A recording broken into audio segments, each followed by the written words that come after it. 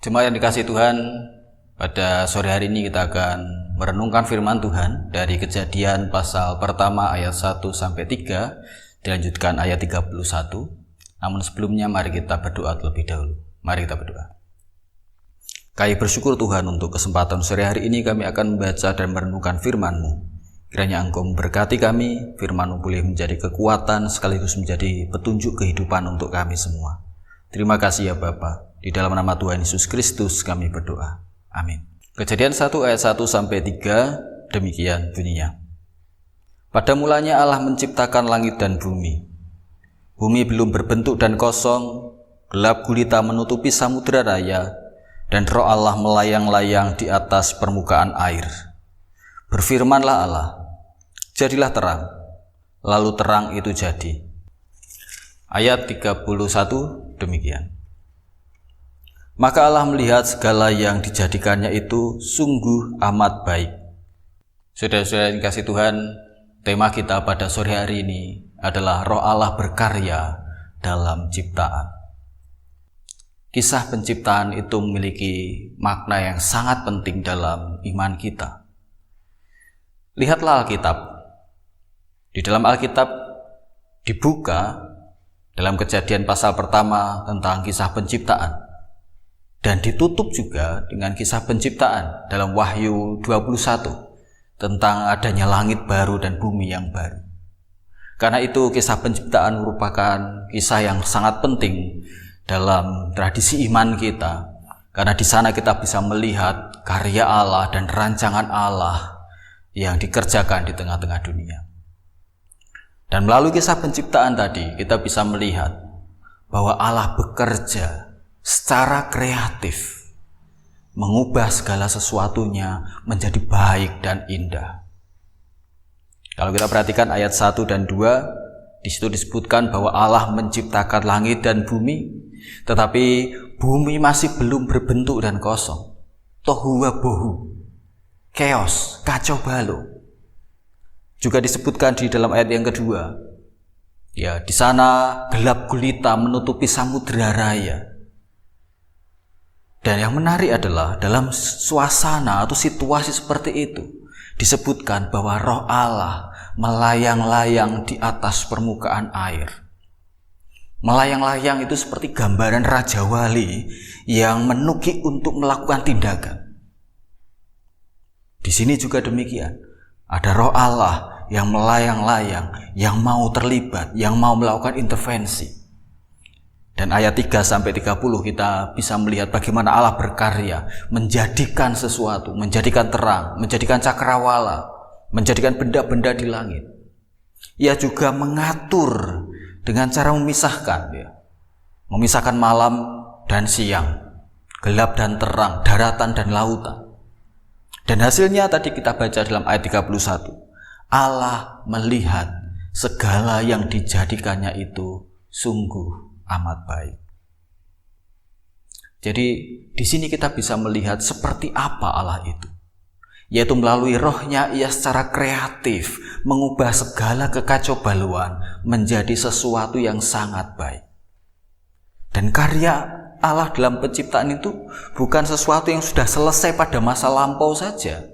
Seperti seorang yang membuat meja atau kursi setelah di finishing selesai lalu ditinggalkan. Bukan seperti itu. Dalam Alkitab bisa melihat bahwa karya penciptaan Allah itu sesuatu yang terus berlanjut, ya. Daya kreativitas ilahi itu terus berkarya, seperti seniman yang terus bekerja membuat segala sesuatunya menjadi indah. Oleh sebab itu, saudara-saudara dikasihi Tuhan, dalam pengalaman umat Allah, pemahaman Allah sebagai Sang Pencipta itu diungkapkan kembali dalam situasi-situasi tertentu. Misalnya dalam Yesaya 45 ayat 18, ketika umat berada dalam pembuangan, di sana juga digambarkan Allah sebagai yang terlibat aktif, menciptakan, membentuk, menjadikan, menegakkan dunia ini, supaya ada tempat untuk didiami, ada kehidupan. Jadi Allah sebagai pencipta diingat kembali, disampaikan kembali. Untuk apa? Itu menjadi sesuatu yang penting untuk mereka yang pada waktu itu berada dalam pembuangan. Kenapa? Karena di tengah-tengah tragedi yang sedang mereka hadapi, mereka mengingat kembali bahwa Allah menciptakan, Allah yang menjadikan dunia ini dari kekacaubaluan menjadi sesuatu yang sangat indah dan baik. Maka mereka juga yakin Allah mampu mengubah kekacaubaluan hidup mereka yang ada dalam pembuangan menjadi hidup yang berbunga dan indah. Oleh karena itu, ini juga menjadi berita yang penting untuk kita saat ini. Roh Allah berkarya dalam ciptaan. Berarti Roh Allah terus terlibat dalam setiap peristiwa hidup yang kita alami dan mampu mengubahnya menjadi indah dan baik. Jadi ingatlah, Roh Allah itu kreatif. Ada cinta ilahi yang kreatif, yang terus melibatkan diri dengan kita dan mampu mengubah hidup kita. Memang sih, kita jujur mengakui bahwa yang namanya hidup itu selalu ada ancaman-ancaman kekacaubaluan. Ya, dan bisa kita alami. Dalam hidup pribadi kita, misalkan ada pengalaman-pengalaman tragis, pengalaman-pengalaman yang suram yang mungkin kita alami.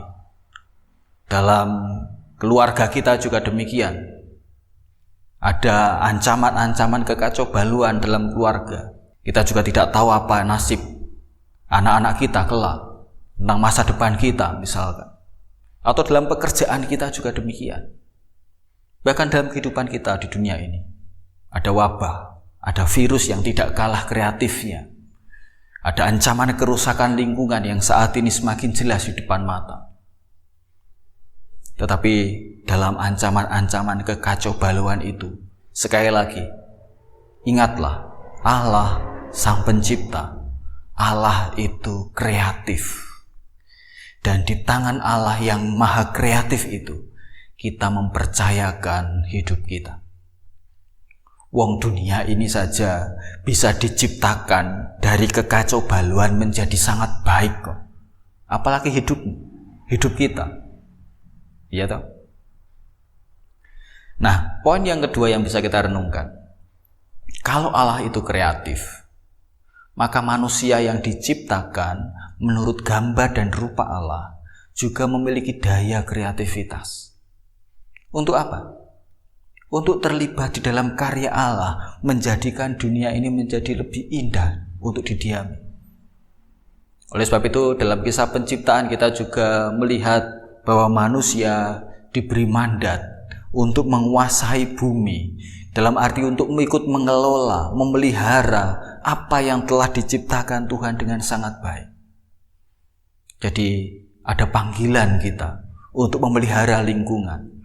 Dan ini menjadi tanggung jawab kita juga untuk memperjuangkan kehidupan yang lebih baik tentunya. Misalkan dalam situasi wabah seperti saat ini yang semakin meluas, bagaimana kita bisa terlibat secara kreatif untuk membatasi penyebaran, untuk memperjuangkan kehidupan. Jadi begini loh, kalau Allah itu sejak awal berkarya mengubah segala sesuatunya menjadi baik, maka hidup dipimpin oleh Roh Allah juga akan mengajak kita untuk terlibat, untuk ikut berpartisipasi secara kreatif, membuat kehidupan menjadi lebih baik dan indah. Roh Allah akan membuat kita memiliki kepedulian kepada lingkungan, juga kepada kehidupan manusia.